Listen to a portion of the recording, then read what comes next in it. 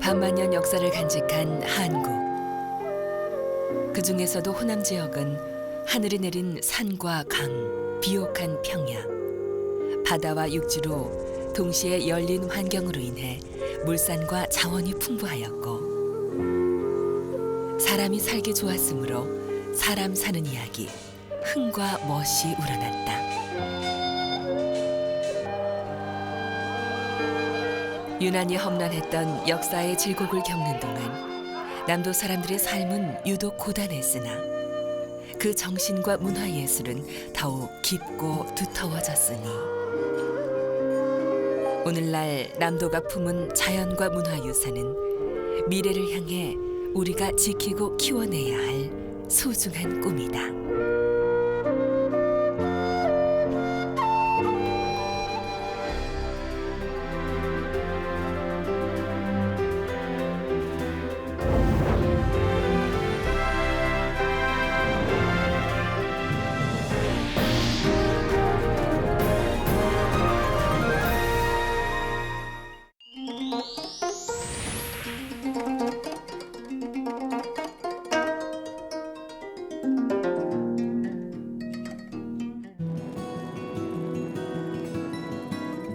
아시아의 허브 도시를 꿈꾸는 광주. 호남의 심장이라 불리는 광주는 무등산에 안겨 있다. 소백산맥의 끝자락 무등산은 그 높이가 1187m에 이르나 봉우리가 높낮이 없이 평평해 보여 편안한 느낌을 주는 산이다.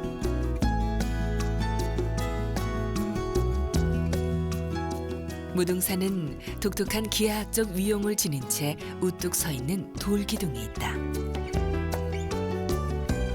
무등산 천안봉 아래로 1000m 능선을 타고 신의 솜씨로 깎아지른 듯 절묘하게 서 있는 주상절리대.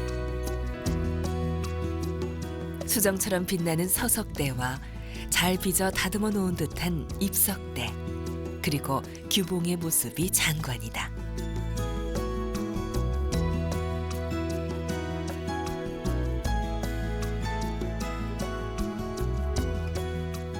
천연기념물 465호로 지정된 무등산 주상절리대. 솜씨 좋은 석수장이가 잘 빚어낸 듯 들어선 이 놀라운 구조물은 언제 어떻게 생성된 것일까?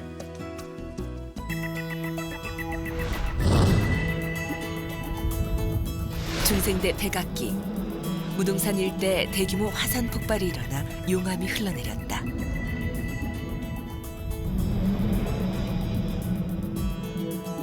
흘러내린 용암은 호수 등을 만나 급격히 냉각 수축되면서 육각, 오각 또는 팔각의 단면을 지닌 독특한 모양의 기둥을 만들어내는데 이를 절리라 한다.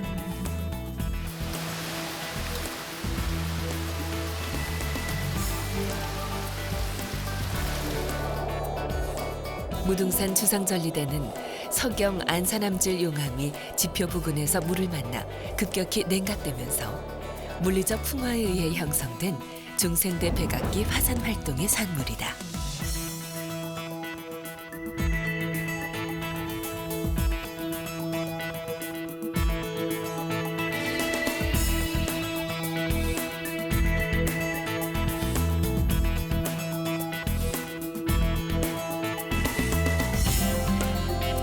무등산 주상절리대는 무등산이 6,500만 년이 넘는 오랜 역사를 간직하고 있다는 사실을 말해준다.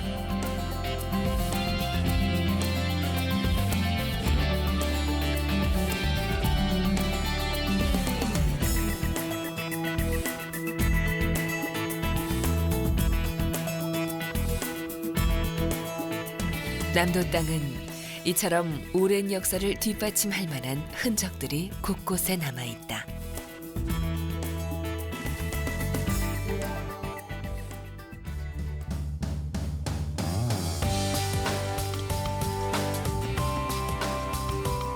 전라남도 해남군 황산면 우항리. 약 8,300만 년 된 공룡 발자국이 무더기로 발견된 곳이다. 원래 바닷가였던 우왕리 지역은 상부와 하부 퇴적층의 수평 노출이 평균 30cm에 불과하고 지층의 경사가 해안의 반대 방향으로 놓여 있어 공룡의 흔적이 발견되기 어려운 지역이었다. 그러다 1970년대 석유 매장 가능성을 조사하던 탐사팀이 발견한 후 세계에서 가장 오래된 새 발자국 1000여 점, 큰 익룡 발자국 300여 점, 정교한 발자국 500여 점을 찾아내는 쾌거를 거둔다.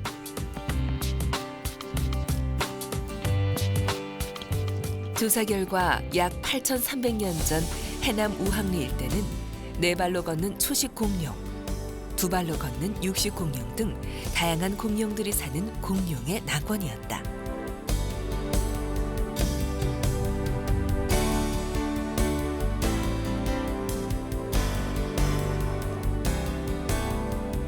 특히 그동안 세계 과학자들 사이에 파충류 익룡이 과연 걸었는지, 걸었다면 과연 2발이었는지 4발이었는지가 논란이었는데 2008년 10월 화순, 보성, 해남 등의 백악기 공룡 해안을 실사한 세계자원보존연맹의 패트릭 맥키버 박사는 익룡이 4발로 걸었다는 것이 확인되었다며 놀라워했다. 우항리의 공룡 유적은 공룡의 멸종이 화산 활동과 밀접하다는 학설과 함께 무등산 등 한반도 남쪽 지역에 활발했던 화산 활동을 뒷받침한다.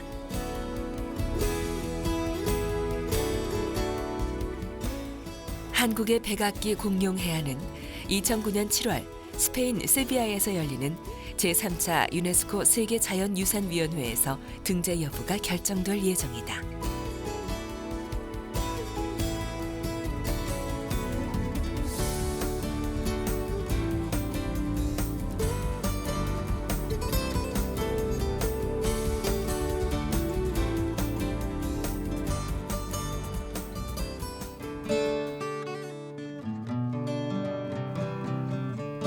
전라남도 화순군에는 약 10km에 걸쳐 고인돌 수백 기가 집중 분포돼 있는 고인돌군이 있다.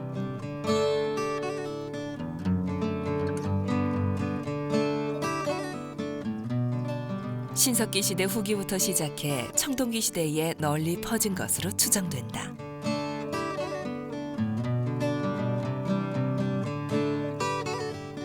이렇게 한국 서남해안 끝쪽에 모여있는 고인돌은 3만여 기. 유럽에서 비교적 거성 무동군이 많다는 아일랜드가 1,500여 기. 러시아 코카소스 지역이 2,400개가량임을 생각할 때 전남의 고인돌군은 세계가 지켜봐야 할 인류의 문화유산이다.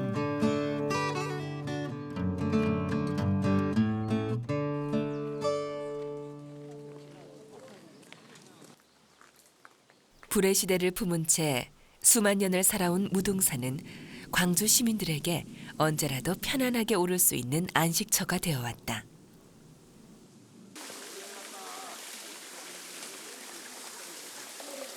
무등산 기슭에 들어서면 아기자기한 고갯마루와 골짜기, 완만한 등산로가 펼쳐진다.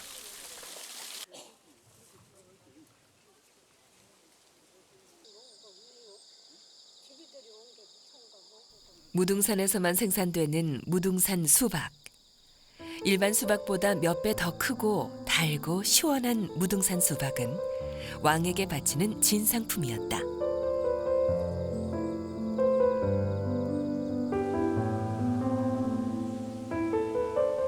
무등산 서쪽 기슭에 자리 잡고 있는 절 증심산은 무등산에서 가장 크고 오래된 절로 신라 헌인왕 때 철감 국사가 창건했다. 역사의 혼란기에 많은 손실을 입었으나 지금은 철조 비로사나 불좌상 등 많은 보물과 지방문화재를 보관하고 있으며 학생들의 소풍 장소, 시민들의 휴식 장소로 사랑받고 있다.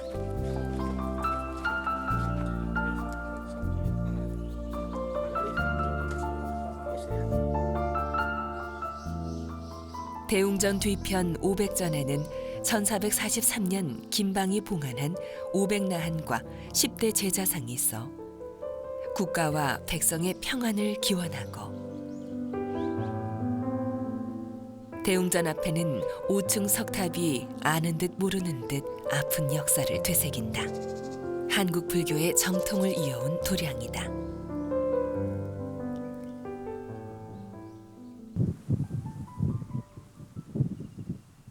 증심사 계곡을 거슬러 올라가면 겸허하고 청빈한 사상가요 실천가였으며 남종화의 대가였던 의제 허백년 선생이 직접 가꾸었던 녹차밭이 그대로 있어 찾는 이들의 몸과 마음을 정갈하게 해준다.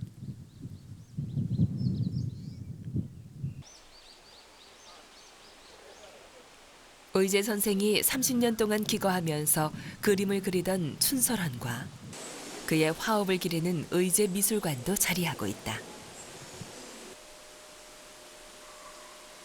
이곳에 오면 세 가지 사랑, 즉 땅을 사랑하고 하늘을 우러러 믿고 제 집을 가꾸는데 게을리하지 말라 했던 의제 선생의 말씀이 들리는 듯하다.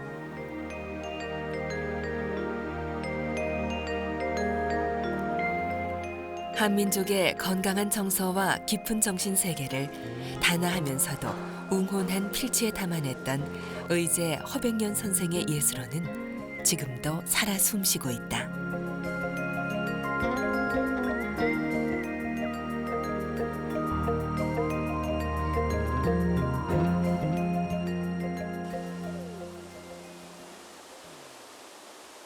무등산 북쪽 산 중턱에는 6세기 초에 창건되었다 전해지는 원효사가 있다.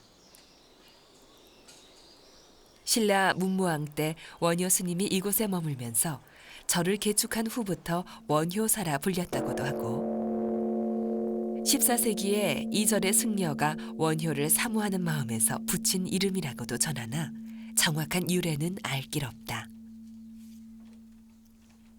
다만 일체의 속박에서 벗어나 중생을 교화하고자 했던 원효의 마음이 전해온다.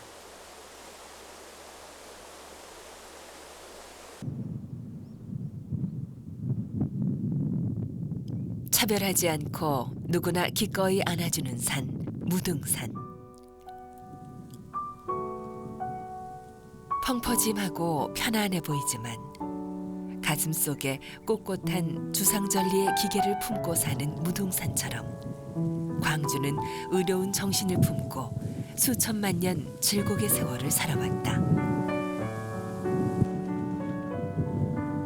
본래 남도는 물산이 풍부하고 학문과 문화가 융성했지만 역사 속에서 소외와 외침을 호되게 겪어왔다. 그때마다 불의에 분연히 맞선 저항의 역사 또한 두드러졌다.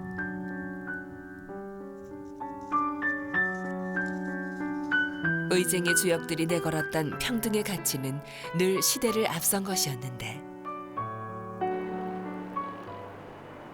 그 저항 정신의 불꽃이 현대사를 관통하며 가장 밝게 타올랐던 곳이 광주다.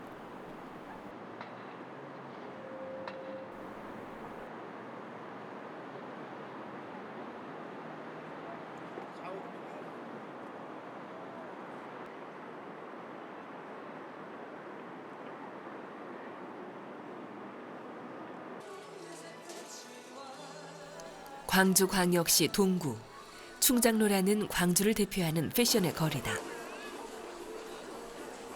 충장로라는 이름은 16세기 임진왜란 때 의병장을 지낸 의로운 장수 김덕령의 시호를 따온 것이다.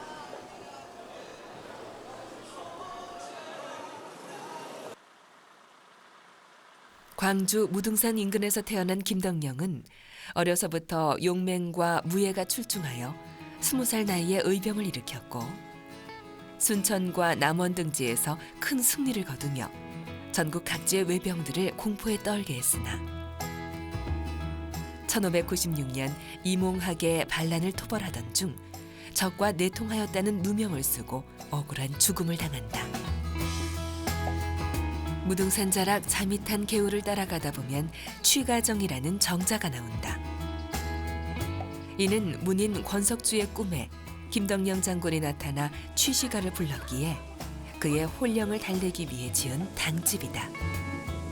광주의 곳곳에는 이처럼 의로운 영웅들의 유적지가 많아 광주 시민들과 호흡해오고 있다.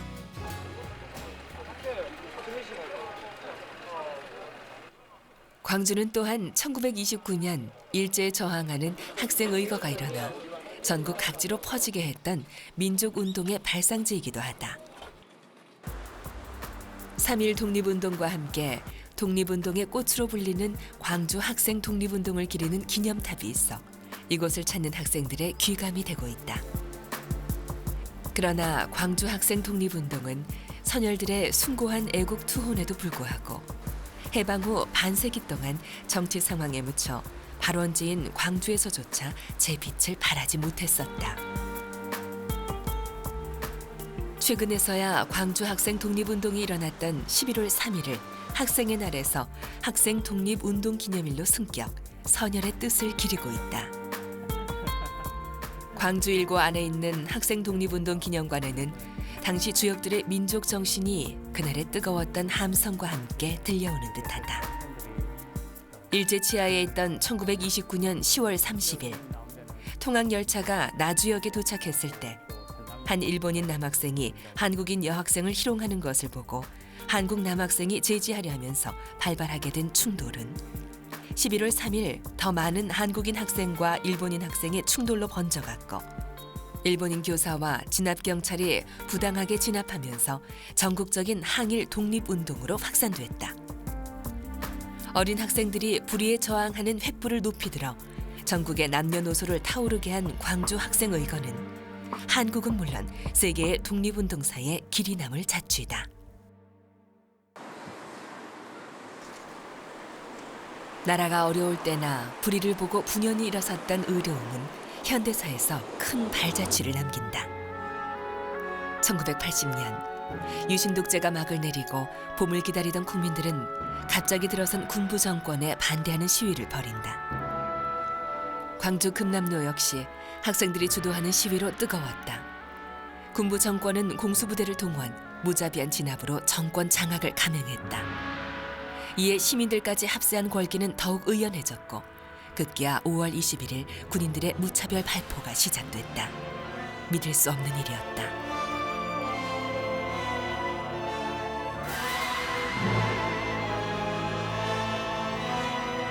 놀란 시민들도 무장을 시작했고 군인들이 물러가 5월 22일부터 7일간 광주는 해방도시가 됐다. 시민들은 음식을 나누고 피를 나누며 민주가 뿌리를 내리고 진정한 평화가 찾아오기를 고대했다. 그러나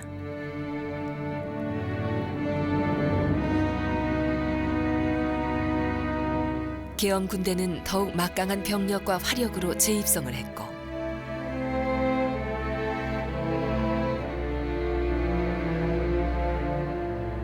(5월 27일) 이에 맞선 시민들은 엄청난 희생자를 내며 짧은 기간 꽃피웠던 민주의 꽃을 꺾고 총과 칼 앞에 무릎을 꿇어야 했다. 희생자 수는 수백 명에 이르렀다.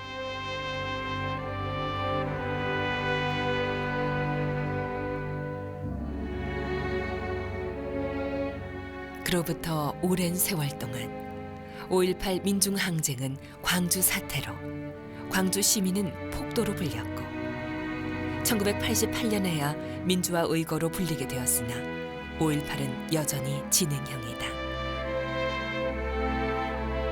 5.18 민중항쟁 때 시민군으로 도청을 지켰고 판화를 통해 민중항쟁의 진정성을 알렸던 홍성담 씨.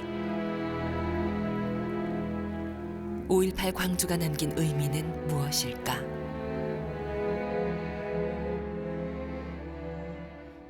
핏빛, 절망 또는 패배, 그 다음에 학살, 금남로에 뿌려진 피, 충장로에 가득한 피, 이렇게 이야기들을 합니다마는 그 현장에서 있었던 우리들은 그런 그 핏빛 이 무서움이라든가 두려움을 극복하고 결국 그 해방공간 7일 동안 모두 그 시민들이 가진 것들을 나누었거든요. 그게 중요하다고 생각을 합니다. 그래서 쌀을 가진 자는 쌀을 들고 나오고 또 무슨 뭐 골기대에 필요한 뭐 스피커라든가 앰프라든가 이런 것들을 들고 나오고 하다못해 프라카드를 제작하기 위해서 집에 카틴들을 뜯어서 들고 나오고 이렇게 서로 나누었단 말이죠. 그 나눔의 정신, 밥의 정신, 식구로서의 정신 이런 것이 오늘날 광주 5월이 우리에게 주는 하나의 그 이념이고 화두라고 그렇게 생각을 합니다. 국가폭력에 개입했던 1980년 광주. 그곳에 수천 년을 내려온 정신, 수천 년을 꿈꿔온 대동세상이 이루어지고 있었다. 그 복된 경험이 어쩌면 오늘날 우리가 되살려야 할 소중한 전통이요. 21세기 세계화와 금융위기라는 무한 경쟁의 파고 앞에 선 우리 모두에게 해결의 가능성을 던져주는 화두일지 모른다.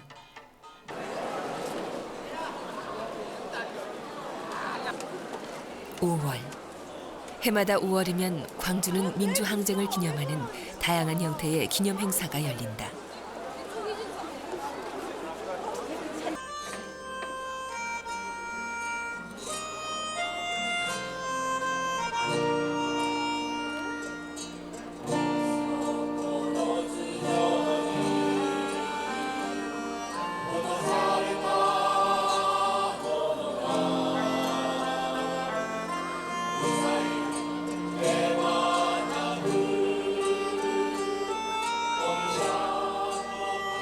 행사를 통해 과거를 경험해보지 못한 어린 세대들은 과거의 역사를 배운다.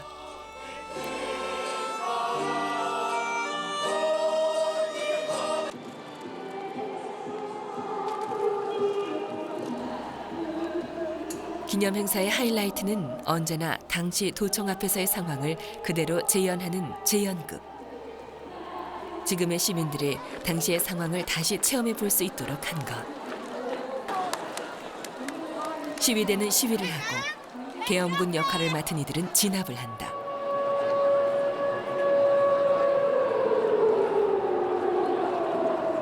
참여자들은 이를 통해 당시의 희생자들, 우리의 이웃들이 무엇을 느끼고 꿈꾸었을지 다시 한번 느낀다.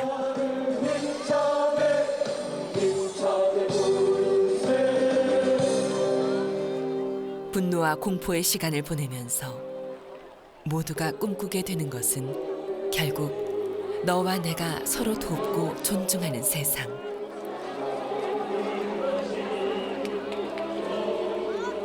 사랑이 사랑을 부르는 평화 세상이다.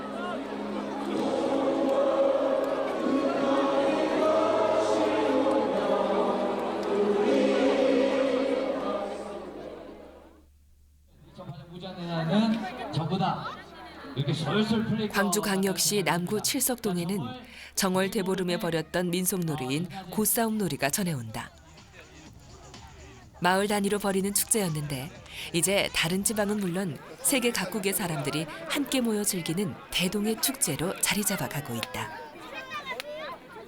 이틀 동안 벌이는 축제. 대보름 전날에는 다양한 전야 프로그램이 펼쳐진다. 먼저 각자의 소망을 쓴 종이를 모아 하늘에 띄우고 예전에는 없었을 현대식 퍼포먼스다. 전통과 현대의 결합. 한 해를 시작하는 달. 방법은 달라도 한 해의 소원을 비는 간절한 마음은 예전이나 지금이나 같을 것이다.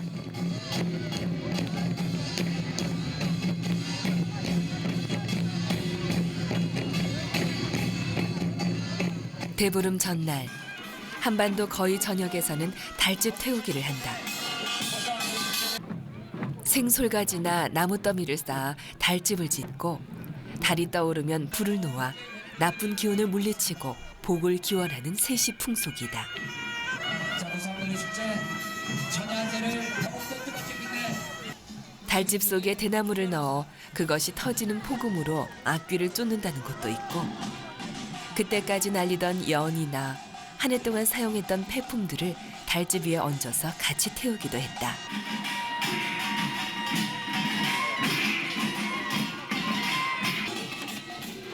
예전엔 부정이 없는 정갈한 노인이나 동네 대표가 불을 붙였다는데 지금은 다 같이 한 마음으로 점화를 한다. 붙이고 나서 바로 그냥 내려놓으시고 뒤로 빠져주시면 됩니다. 자, 바로 내려놓으시고 뒤로 가시면 됩니다. 다들 아시겠죠? 시작! 5, 4, 3, 2,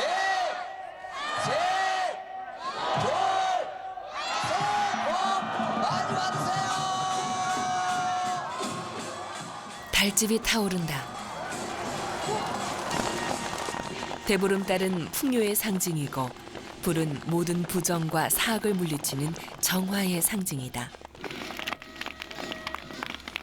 고대 사회 이래로 달은 물, 여성과 연결되어 농경의 풍요와 생명력을 상징해왔다. 특히 새해의 첫 보름달이 뜨는 대보름은 그 주술력이 정점에 달하는 시기이므로 각별한 의미를 지닌다. 달집 태우기는 새봄을 맞이하는 역동적인 민속 의례로 지금까지 광범위하게 행해진다.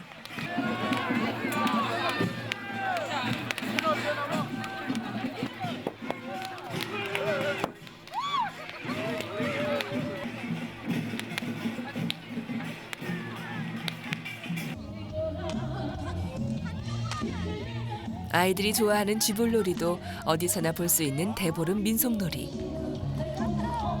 깡통 안에 장작 조각이나 솔방울을 채운 다음 빙빙 돌리며 놀다가 논두렁 밭두렁에 불을 붙이는 놀이였는데, 겨우내 메마른 논밭에 잡초를 제거하고 해충을 태워 죽이는 효과를 얻었다. 마음을 담아서 푸드 하나씩 달려보시기 바라겠습니다. 자, 10개밖에 없으니까요. 잘 생각하셔서 달리기로 시간을 벌려볼까 합니다.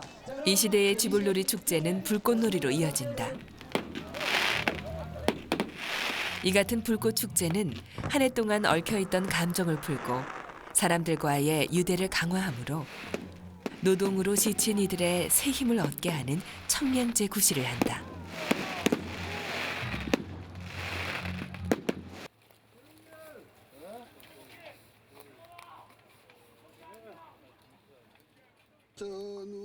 대보름 전야, 마을 어른들은 당산제를 지낸다.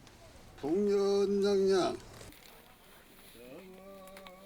마을의 수호신인 당산신에게 마을의 수호와 풍요, 평안을 기원하는 공동체적 의례다.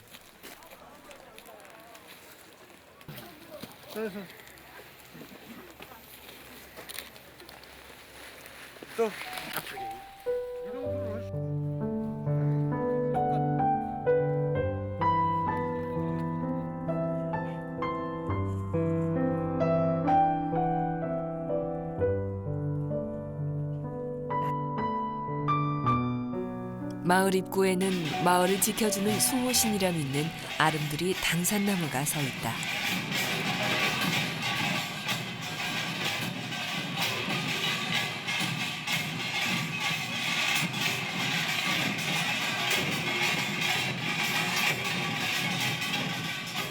대보름 당일, 중요 무형문화재 33호인 고싸움놀이가 시작됐다. 한때 사라질 위기에 처하기도 했었는데 1969년 전국 민속예술 경연대회에서 대통령상을 받은 후 널리 알려지게 됐다. 고싸움이란 짚을 주재료로 둥근 모양의 고를 만들어 사람을 태우고 서로 맞붙어 승부를 내는 격렬한 집단놀이다.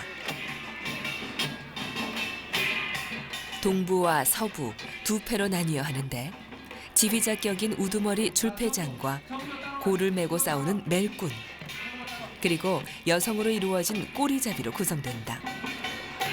예전엔 좁은 골목을 경계로 하여 윗마을이 동부, 상칠석, 아랫마을이 서부, 하칠석이라 했다.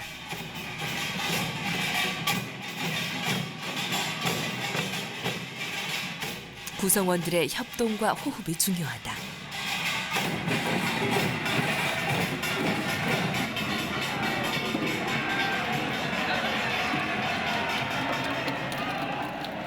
서로 접근하여 상대를 덮치고 상대편의 골을 땅에 닿게 하면 이기는 놀이. 쉽게 승부가 나지 않는다. 예전에는 구경하던 사람들이 자기 마을 편에 가세하여 싸움이 훨씬 치열하게 오래 진행되었다고 한다.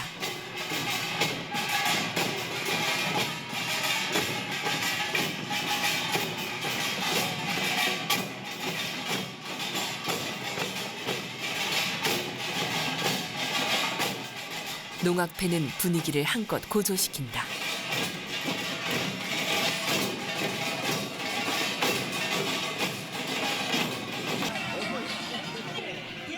전열을 가다듬고 다시 접전. 7, 80명에 달하는 멜꾼들은 신속하게 움직이며 균형을 잡는다.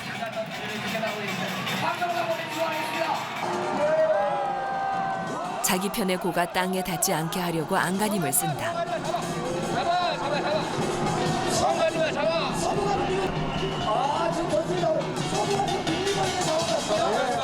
그러나 격렬하게 찍어 누르다 보면 빙글빙글 원을 그리며 맞추던 균형이 어느 순간 무너지고 결국 승부가 난다. 자, 누르라는 서브가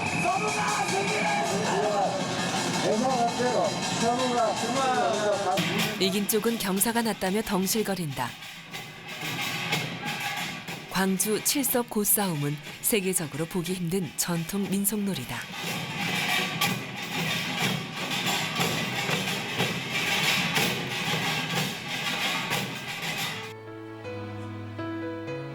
삼한시대에 가물을 즐겼다는 옛 마한 사람의 후예답게 광주 사람들은 풍류를 즐긴다. 그 풍류는 얼마 되지 않는 양반 귀족들만의 취미가 아니라 모든 광주 백성들에게 두루 퍼져 있는 보편적인 문화 현상이었다. 고급 문화가 생활화되다 보니 광주의 구석구석에는 예술을 뒷받침할 원료를 제공하는 장인들의 전통이 함께 숨쉬고 있다. 광주를 가리켜 예로부터 삼미, 세 가지가 아름다운 고장이라 했다. 의를 중요하게 여겼으니 의향이요, 예술의 향취가 뛰어나니 예향이요, 식생활 문화가 발달해 맛이 일품이니 미향이다. 화북지방으로 우리나라에서는 고려시대 이전부터 재배되어 10월이면 광주에선 김치 축제가 열린다. 한국인의 밥상에서 빼놓을 수 없는 김치. 매일의 양식이면서도 공기처럼 재대접을 받지 못했던 김치.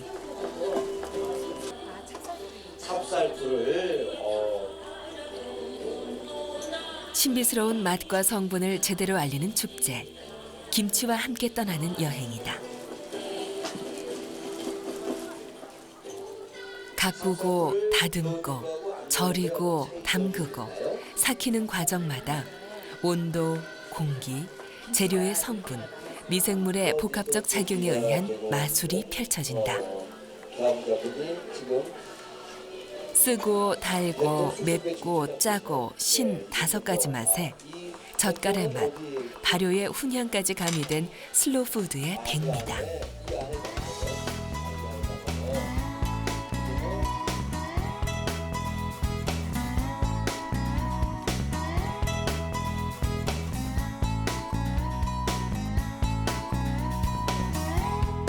고려에서 조선 초기에 개발된 한국의 대표적 발효식품.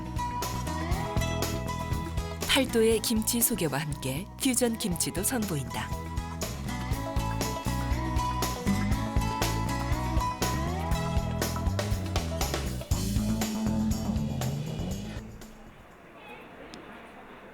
축제 기간 동안 광주 시립민속박물관은 김치 문화박물관이 된다.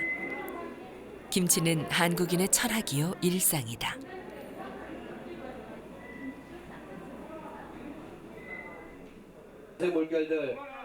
미국의 권위 있는 잡지 헬스는 김치를 치즈와 함께 4대 건강식품으로 선정했다.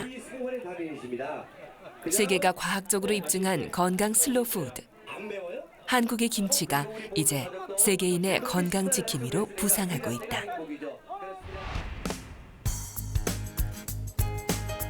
서유럽 스페인의 수도 마드리드에서 동북쪽으로 약 300km 떨어진 곳에 있는 사라고사. 인구 60만 명의 작은 도시가 2008 엑스포 개최 도시다. 에브로 강변에 조성된 박람회장.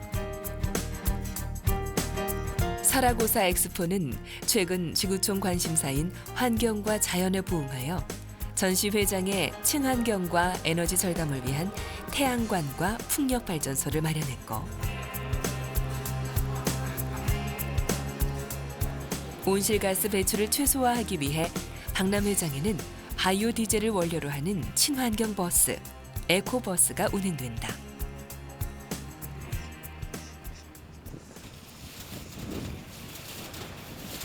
(2008) 사라고사 엑스포의 주제는 물과 지속적인 발전. 사라고사 엑스포장 입구엔 140만 제곱미터 규모, 높이 72m인 워터타워가 설치됐다. 사라고사 엑스포엔 모두 105개국이 국가 간과 공동관의 형태로 참여했다. 국가 간은 각 나라마다 각기 다른 문화와 개성을 드러내게 된다. 지중해 동부의 작은 섬나라인 키프로스관. 고대 그리스 문명의 영향을 느낄 수 있다.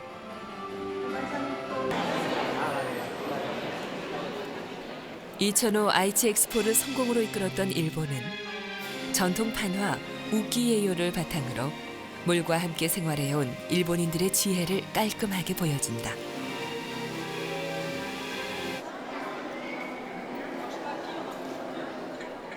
(2000년) 하노버 엑스포를 개최했던 독일의 국가관은 늘 실용적인 전시 내용을 보여주었던 것처럼 좁고 긴 수로를 배를 타고 여행하면서 물의 다양한 이미지와 일상생활, 정화 과정까지 체험해 볼 수 있도록 준비했다.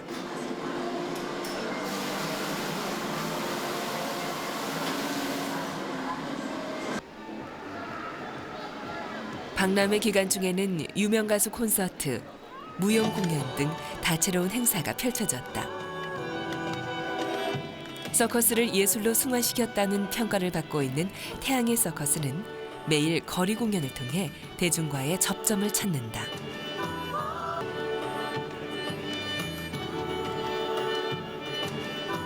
어린이들이 특히 좋아했다.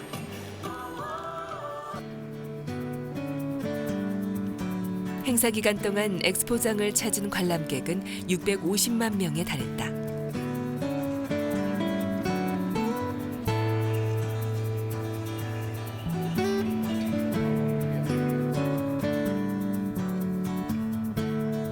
개최 도시 사라고사는 전통 바구니 모양의 전시관에 생명의 근원이자 문명의 시발점인 물이 유구한 역사와 주민의 삶에 어떻게 녹아들어 있는지를 영상으로 보여준다.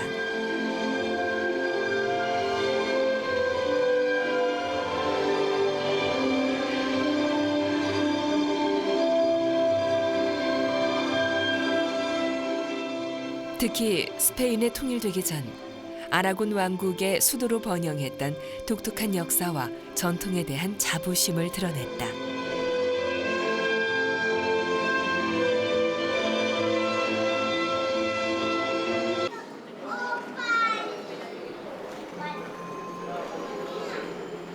various exhibition and expositions with its own national pavilion. 2012년 엑스포를 개최하는 한국은 물과의 대화라는 주제로 전시, 3D 입체 애니메이션 상영, 상설 공연 등 다양한 볼거리를 준비했다.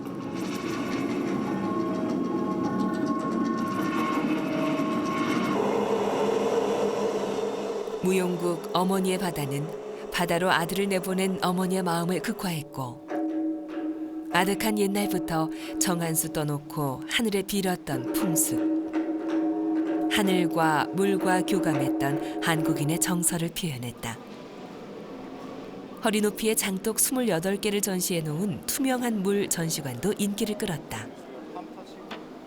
특히 한국관의 첨단 기술 수준에 감탄하는 이들이 많았다.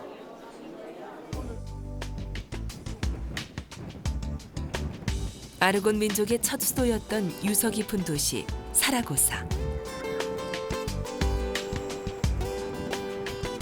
사라고사는 수도 마드리드, 바르셀로나, 발렌시아에 비해 경제 사회적으로 뒤처져 있는 도시다. 그러나 사라고사는 규모가 큰 국제 행사를 준비하면서 호텔을 하나도 짓지 않았다고 한다. 이는 이를 일회성으로 하지 않고 지속 가능한 형태로 진행하겠다는 반증이다. 사라고사는 박람회 기간 중 사라고사의 역사라 할 아랍과 라틴 문화를 감상할 수 있는 전시회를 마련했다.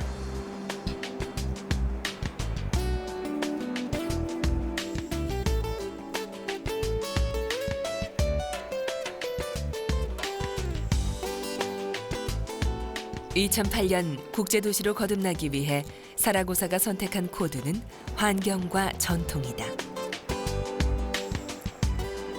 이는 2012 엑스포 개최지인 한국이 눈여겨봐야 할 대목이다.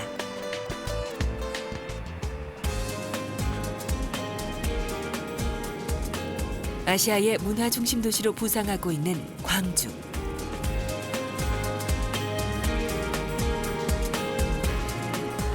문화도시 광주의 정기적인 국제 행사로는 광주 비엔날레가 유명하다.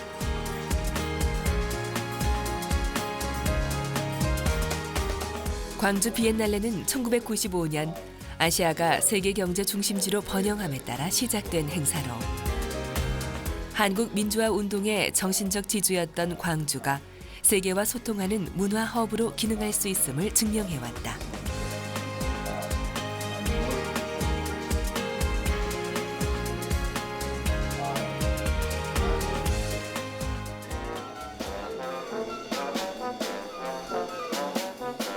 (2008) 광주 비엔날레는 중해공원 비엔날레 전시관을 비롯한 5개의 전시관에서 진행되었다. 특정한 주제 없이 오늘날 지구촌에서 벌어지는 다양한 모습이 연례보고라는 큰 제목으로 전개되었다.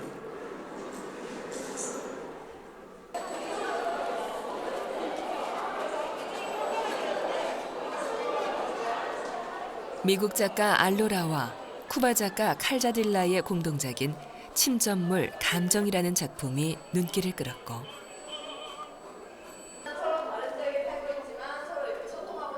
(1966년) 이래 공동 작업을 해오고 있는 프랑스인 빈센트와 베네수엘라인 페리아는 세계의 환경오염 실태를 현장에 가서 취재하고 그 진행 과정을 전시실에서 계속 출력하는 독특한 전시 형태로 호응을 얻었다.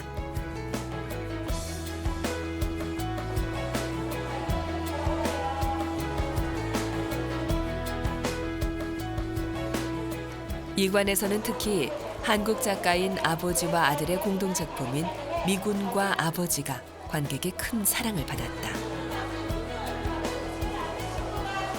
미술교사였지만 미술 활동을 제대로 하지 못했던 아버지의 기록과 그 아버지의 역사를 재조명한 아들의 설치 미술은 한국 사회의 또 다른 단면이었다.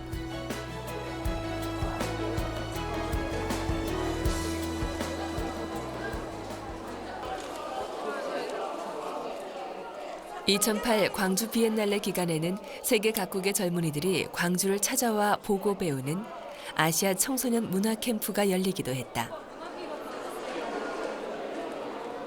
비엔날레 전시관과 광주의 유적지를 둘러보며 과제를 수행하는 프로그램이다.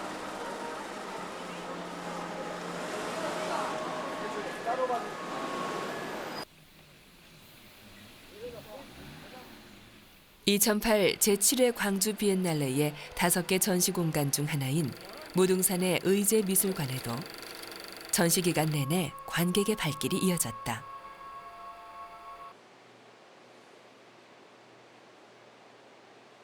I didn't come here since perhaps 5 or 6 years. and I noticed when I arrived that Gwangju changed a lot. About the exhibition, it's for me interesting because there is a mix between Korea and between the world. We can see in that place something for me a little bit similar because the environment is very good and nice environment with a very long history, and here we are in a very contemporary place. 2008 비엔날레의 특징. 관객이 느끼는 바가 주제다를 가장 잘 구현하고 있는 것은 쇠락해가던 재래시장이자 5번째 전시관인 대인시장이었다. 일상생활 속 공간 중에서도 가장 치열하고 생명력 넘치는 공간인 재래시장에 설치된 다양한 작품은 시민사회의 다양한 국제적 형성의 검토라는 제7회 광주 비엔날레의 모토에 가장 부합하는 전시 형태라는 평가를 받았다.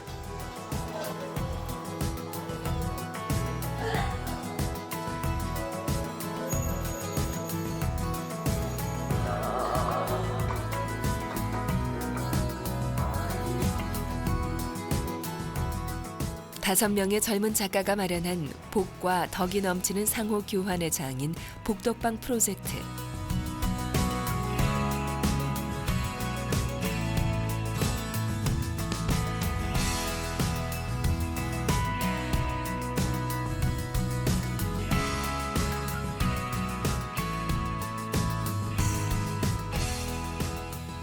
그 중에서도 올림픽 역도 부문 금메달리스트가 상관문을 들어올리는 그림은 재래시장 사람들에게 희망의 가능성이라는 자신감을 안겨주었다.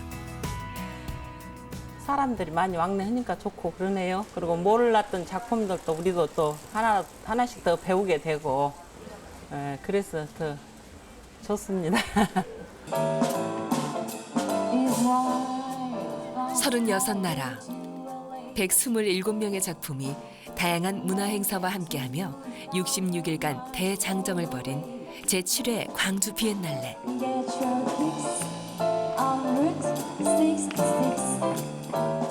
과거와 현재를 아우르며 풍성한 미래를 기억하는 가능성의 장이며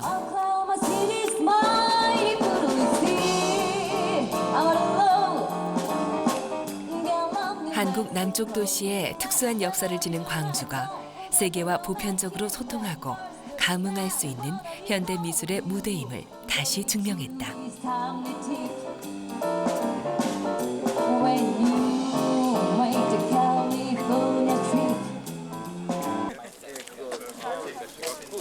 덴마크, 인도, 탄자니아 등 다양한 나라에서 온 젊은이들이 광주 5.18 민주화 묘역을 찾았다. 미래를 담당하게 될 이들이 광주의 이곳저곳을 돌아보며 공감의 장을 넓혔다.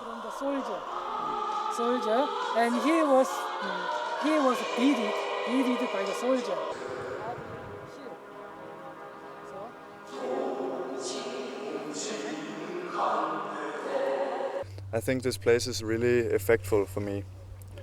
And when I see the egg up there, I think about how fragile our human life is. And there are people who die for other people's freedom. And I think that's really important and beautiful thing to remember. I think this example shows that in 1980, Gwangju people were fighting for democracy. And several years later, Korea finally became democratic. And I think now Gwangju people are dreaming about making their city into the hub of Asian culture. And I'm pretty sure that you will succeed. 현대사의 질곡을 넘어 문화의 저력을 키워온 광주. 인류의 진정한 행복은 성숙한 문화는 불의에 대해 의연히 저항할 때, 타인과 소통할 수 있을 때 얻어질 것이다. 광주는 이제 새로운 문화 생산지로서 날개짓을 하고 있다. 지역을 넘어, 시대를 넘어 인류 상생의 창의적인 미래를 위해 문화 허브 광주가 뛴다.